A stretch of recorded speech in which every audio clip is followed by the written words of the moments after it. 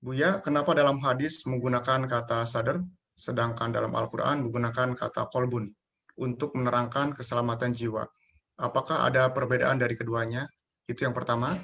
Kemudian, jika jalan kewalian adalah dengan kolbun salim dan salamatul sadar, apakah jalan ini hanya lewat torikot saja, atau bisa juga dengan jalan selain torikot?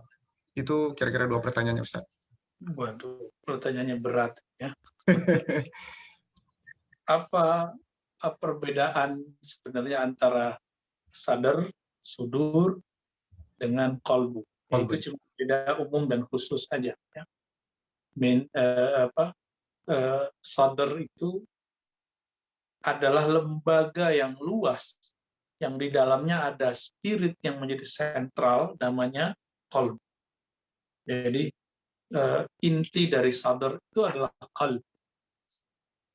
Qalbu inilah kemudian yang menjadi inti dari kesadaran seseorang. Lebih kurang begitu secara lughawi ya, secara bahasa. Adapun yang kedua, apakah mesti jalur kewalian itu melalui thariqah sufi? Ya, thariqah itu banyak.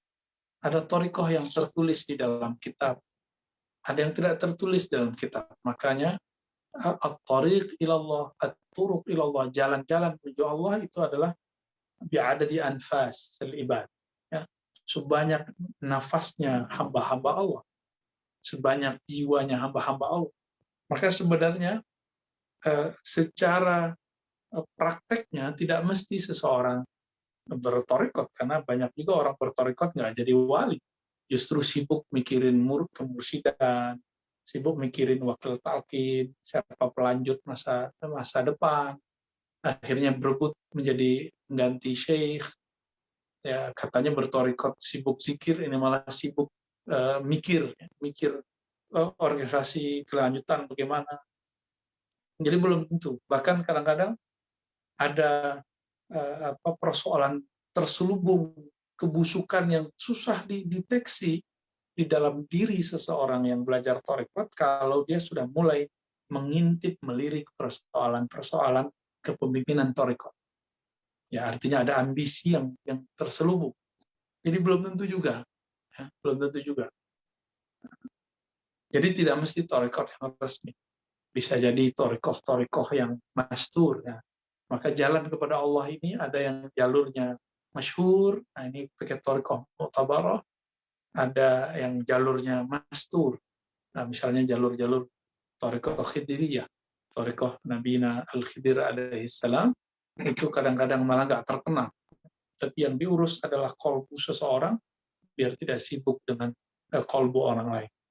Tidak sibuk dengan urusan orang lain. Dia sibuk bagaimana membenarkan kolbunya, baru bisa membenarkan kolbu orang lain. Ujiannya Nabi Musa kan itu. Nabi Musa karena prototipenya adalah prototip ahli hukum sebagai hakim dan qadhi, ini selalu mencari celah di mana nih kesalahan orang. Misalnya begitu.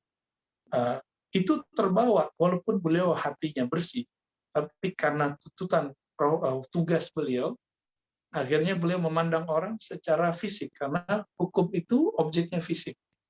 Maka Allah utuslah perintah kepada Nabi Musa agar berguru kepada Nabi Khidir supaya nanti merubah paradigmanya. Yang tadi hanya melihat yang zahir, sekarang mulai melihat yang batin. Nabi Khidir melakukan apa? Jangan dipandang zahirnya, dipandang batin. Ya, nah ini thariqat yang boleh kita sebut informal. Jadi tidak mesti dengan thariqat-thariqatnya. Wallahu a'lam.